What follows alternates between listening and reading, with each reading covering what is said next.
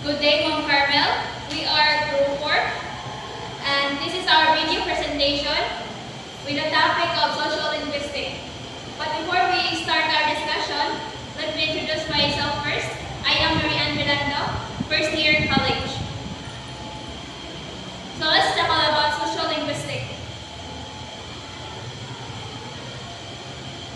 Social linguistics is the study of how language and society interact with each other.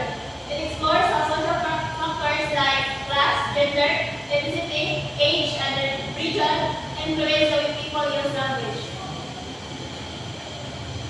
So social linguistics is the study of how language and society interact. So it explores how social factors like class, gender, ethnicity, age, and regions affect how people use language. So, in short, social linguistics studies how the way we talk is connected to who we are. So, ang social linguistics, kung unsa ta mo to, maupod na kung unsa ta, kung asa ta gikan.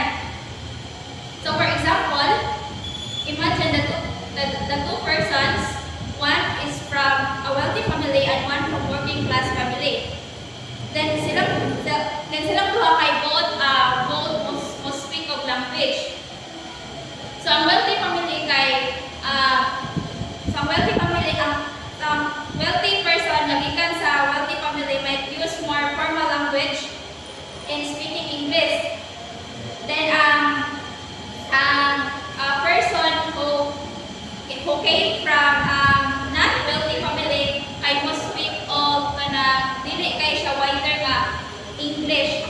Pero dili na siya basihan kung unsa mo speak of English, but ang based sa kung unsa gikan ang tao mao pod siya sa iyang pagkatawo.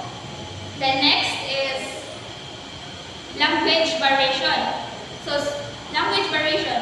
Social linguistics investigates how language change across different social groups. This includes differences in pronunciation, vocabulary, grammar, and AB, and even the way people communicate. So, for example, you might notice different accents or slang used by people from different parts of the Philippines. So, language variations. This refers to the differences in language used across different groups of people. So from different groups of people. These differences can be based on many things. So like geographical variation, social variations. So in short, language variations simply means that language is not spoken the same way everywhere or by everyone. There are differences in how people speak. They are social variation or social X. So for example of this is from Manila might speak differently than someone from Cebu, even though they are both Filipino. So depende siya sa lugar or geographical location. So in short, language variation, it depends on location or dialects.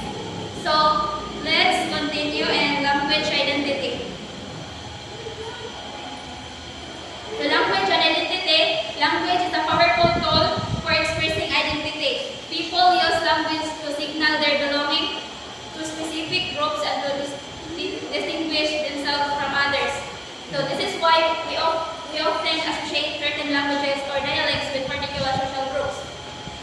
So ang language identity, the language we speak is closely tied to who we are. So ang language ng atong istorya is maupod ta. So same ra siya sa social linguistics. It helps define our identity and shows our connection to specific groups. For example, speaking particular dialect might show your belong to a specific region or community. So the way ka istorya, makahibalo ang tao kung asa gikan nga community. So in short, language identity, the language we use to reflect who we are, connecting us to our background and community. So next, let's tackle in language attitude. So language attitudes. Social linguistics also studies how people feel about different languages and dialects. This includes attitude about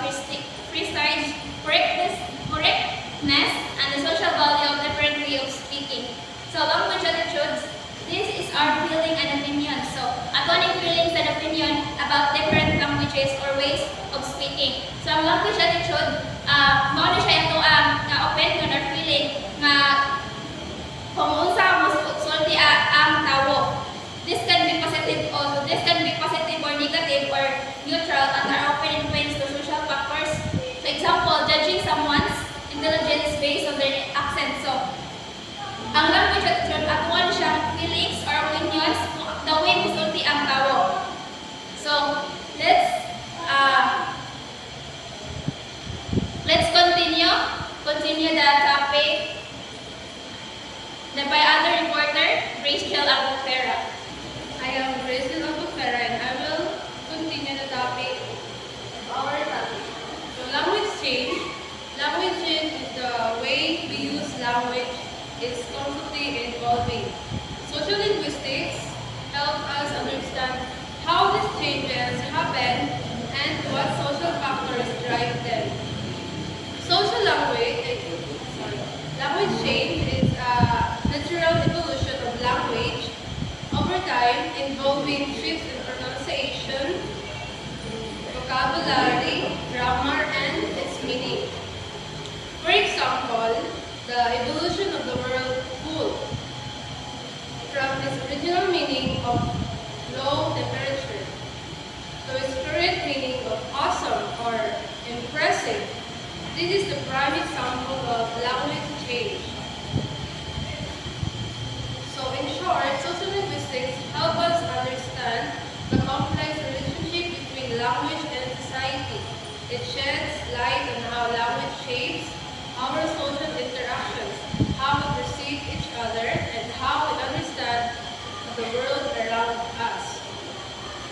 So we have the five fields of social linguistics: the varieties of language, language and contact, language maintenance and shift, language change, and language planning. So let's start in varieties of language. Varieties of language is a general term of any distinctive form of language of linguistic expression. Language varieties encompass diverse forms of the language, including dialects, idioms, sociolects, slang, jargon, and pidgin and royales. So let's start in dialects. We have the two types of dialects: the regional dialects and the social dialects. Regional dialects is a way of speaking you hear in various parts of the Philippines. These are regional dialects influenced by geography and local custom. The example of regional dialects is the word soda. In some part of the U.S., it's called soda, in others, it's called pop, and still in others, it's called Coke. This is the regional dialect difference. This is the regional dialect difference. This is the regional dialect difference. The same beverage has different names depending on geographical location.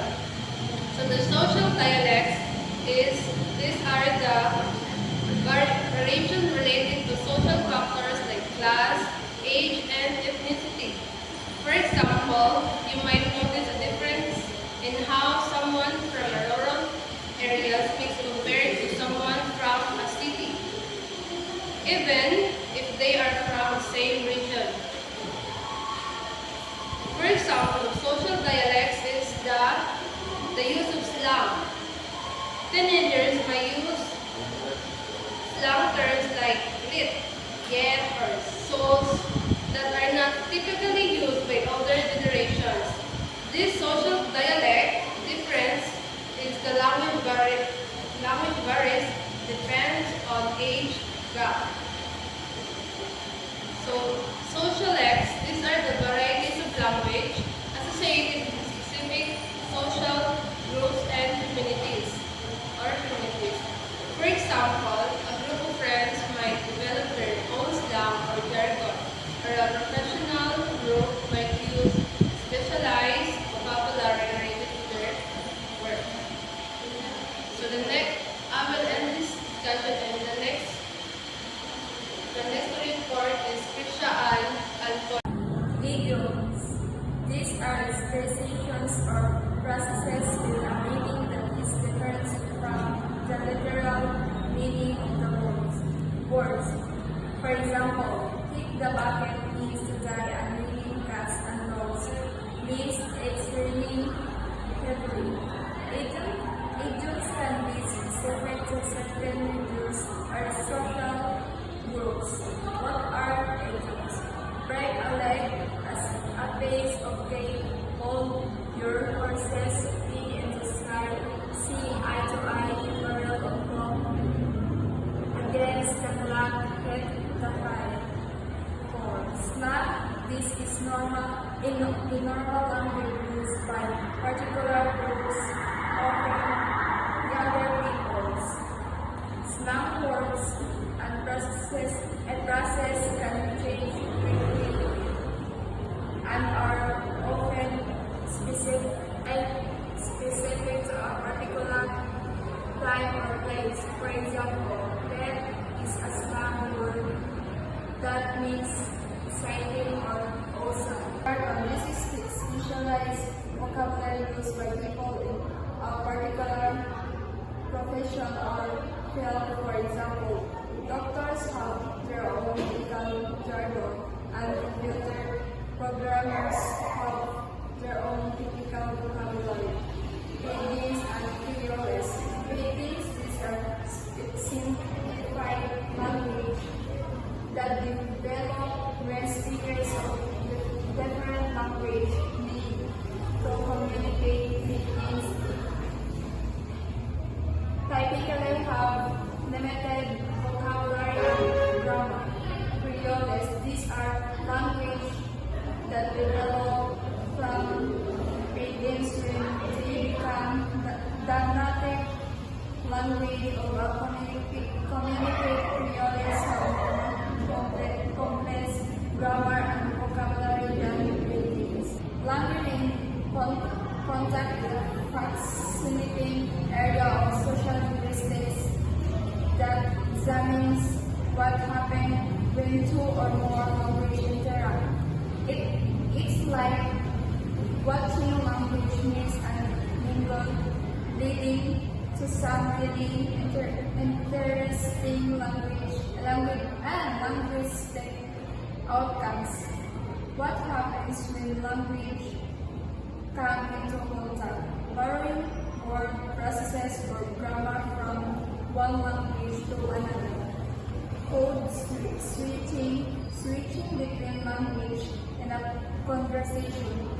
Pidgins and creoles simplify language that develop into full language over time. Language recorded with one language replaces another or fades away. Bilingualism and multilingualism. Communities can be proficient in multiple language. Good afternoon, Carmel. I am G. Jimenez and I am here to continue our report. So, borrowing. This is when language adopts words, phrases, or grammatical features from another language. You see this all the time, like English borrowing words from Spanish, or Filipino borrowing words from English. So borrowing refers to taking something temporarily from someone else with the intention of returning it. Code switching. This is when speakers shift back and forth between two or more languages with a single conversation. This is common in bilingual communities, and it can be a way of showing solidarity with a particular group or adapting to the needs of the conversation.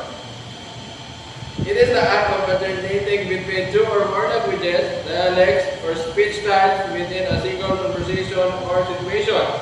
It is a common practice among bilingual and multilingual individuals, but it can also extend to adjusting behavior, appearance, or even interest to fit with different social groups.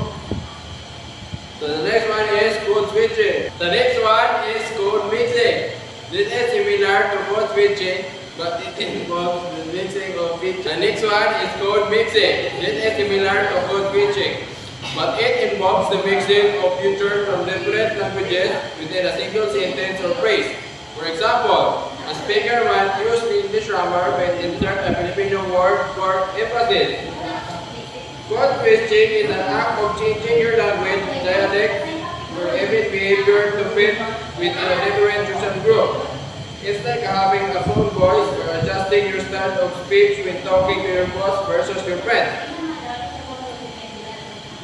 The next one is language convergence. This is when two languages that are in contact begin to influence each other, leading to changes in their grammar, vocabulary, or pronunciation. This is often seen in languages that are spoken in close proximity to each other. Language convergence is a process where two or more languages become more similar over time due to prolonged contact and interaction between their speakers. It's like when two rivers flow together and become one larger stream. Language shift. This is when speakers of one language gradually adopt another language, sometimes leading to the eventual loss of the original language. This can happen when a dominant language is exposed on a minority language, or when speakers of a minority language find it advantageous to switch to a more widely spoken language. Language shift is the process where a community gradually abandons its native language in favor of another language, often due to social, economic, or political pressures. It's like a slow transition where one language becomes dominant while the original language fades away. Last one is language creation. In some cases, language contact can lead. The next one is language creation. In some cases, language contact can lead to the creation of new languages. Pidgin and Creoles are examples of languages that have been created through contact between different languages. Language creation, also known as slang, is the process of inventing a new language. It can be a funny hobby, a creative tool for writers and artists, or a serious academic question. The next topic will be reported by Daniela Rivaradilla. Greetings, Miss Carnel. Language maintenance. This refers to the ability of a language to remain stable and continue to be spoken by a community over time. It's like a language holding into its identity and staying strong. So, when a language stays strong and continues to be spoken over time, it happens when communities value and support their language. For example, in France, the government promotes the French language to prevent too much influence from English. The factors that contribute to language maintenance: strong community support, people take pride in their language. And education opportunities, teaching the language in schools. Media and cultural resources like books, TV, and music in language. So, government policies is an official quotation and funding for language programs. Language shift. This is the process by which speakers of one language gradually adopt another language, often leading to the eventual loss of the original language. It's like a language gradually fading away as people switch to another. When people slowly stop using their original language and start speaking another one, can lead to the loss of the original language over time. Example, many Native American languages are disappearing because younger generations speak only English. So, the factors that contribute to language shift, like economic factors, people switch to a dominant language for better job opportunities. Next is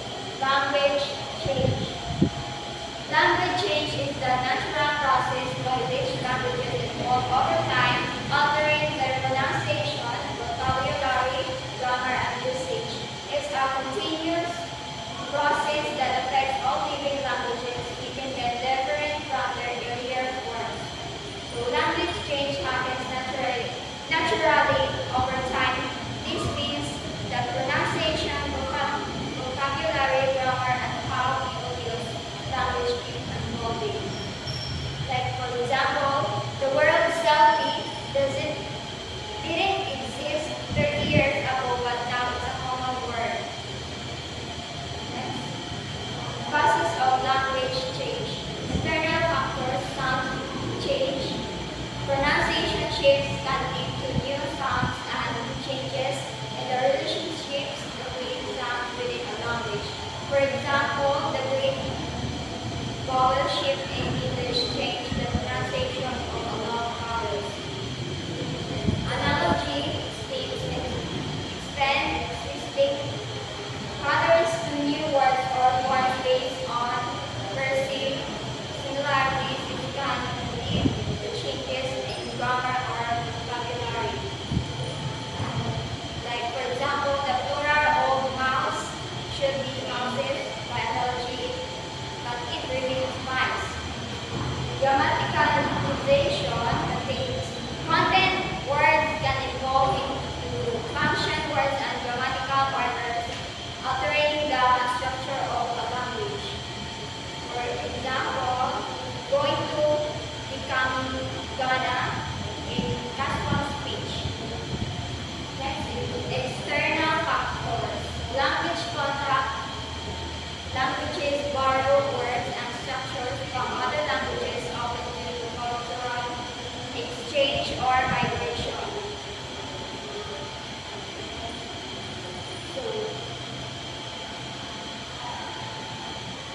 So this influences from outside the language.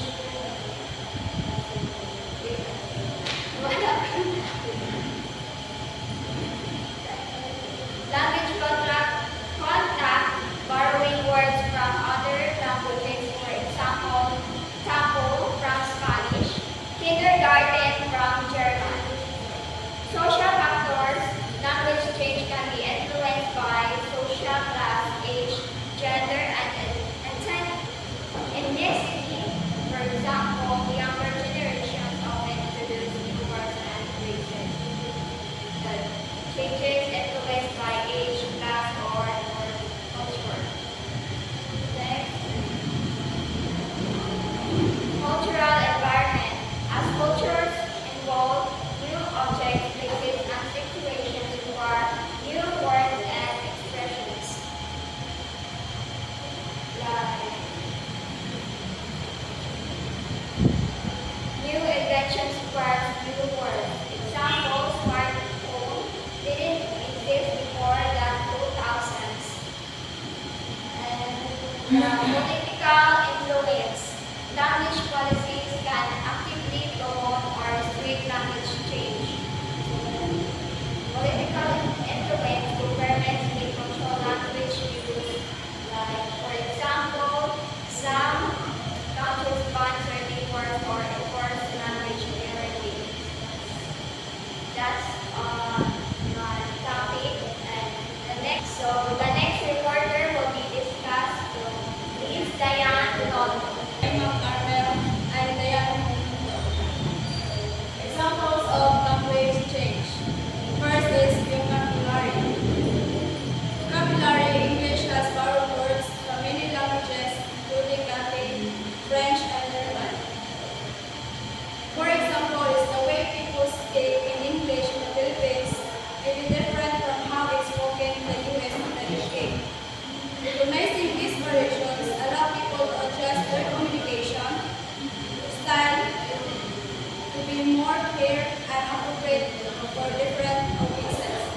Next is grammar. The English verb to be has undergone significant changes in its conjugation over time.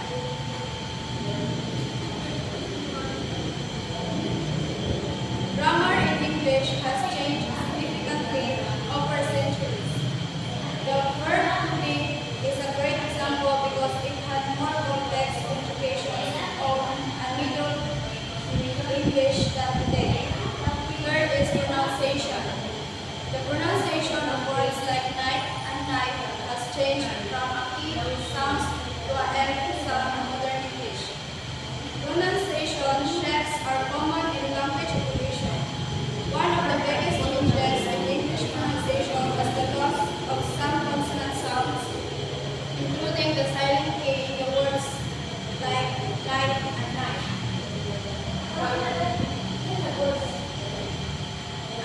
understanding language range can help us. First is communicate effectively. Recognizing variation allows for a better communication across different groups and contexts. Second is preserve language history. Studying language change helps reconstruct the history of languages that trace their evolution. For example, is Filipino and Spanish share many words due to historical influences. Studying these connections help us understand how Filipino developed over time. This also helps in preserving endangered languages by documenting their vocabulary, grammar, and usage before their history. Next is inform language policies. Language policies can be informed by understanding the dynamics of language change and the social factors that influence it. Language policies aren't just about official languages, they also affect education, media, and technology. If a government ignores how people actually speak, policies might fail. For example, if schools mainly use English, many students might struggle because they are more comfortable in Filipino or their original language. The topic will be discussed by Jelibet and Torres. Language planning. Language planning is a deliberate effort to influence the function, structure, or acquisition of languages within a specific community or country. It is about making conscious decisions about how languages are used and developed. For example, promotion of Filipino language in the Philippines. The goal is to promote the use of Filipino language as a national language of the Philippines. Objectives is we have to develop and publish Filipino language materials for education and literacy program, and also encourage media outlets to use Filipino language in their broadcasts and publications. Strategies is to provide training and workshops for government employees and teachers on the use of Filipino language. Develop and distribute Filipino language textbooks and educational materials. And evaluation is to conduct surveys to assess effectiveness of the language planning program. Next, we have key aspects of language planning. First, we have status planning. This involves decision about the social standing of languages, including which languages are recognized as official, used in government, education, and media. For example, a country might decide to promote a national language to unify its people or recognize the rights of minority languages. Next, we have corpus planning. This focuses on the structure and form of language, including developing standardized spelling, grammar rules, and vocabulary. It might involve creating dictionaries, updating grammar books, or developing new terms of emerging fields. Next, we have acquisition of planning. This involves strategies for teaching and learning languages. It might include promoting bilingual education, developing language learning resources, or creating programs to revitalize endangered languages. Example, the implementation of bilingual education programs in the Philippines, where students learn both Filipino and English. Examples of language planning. France, the Académie Française. Examples of language planning. The Académie Française established in 1635 is a prominent example of corpus planning. It aims to protect the French language from foreign influences and regulate its development. India's free language policy in schools, mandating the teaching of Hindi, English, a regional language, is an example of acquisition planning aimed to promoting multilingualism. New Zealand efforts to revitalize the Maori language, including the Maori Language Act of 1987 and language immersion schools, are examples of acquisition planning focused on language preservation. So the next topic will be discussed by James Rosenio. Share ko yung continue our effort. Promote national unity by establishing a formal language boundary stand, foster a sense of shared identity. Language planning is the conscious effort by organizations or communities to influence the structure, functions, or status of a language. It involves making decisions about language use, resources, or resources to achieve specific objects. The research cultural British language planning can help to protect endangered languages and maintain linguistic diversity. Improve communication by standardizing languages and promoting language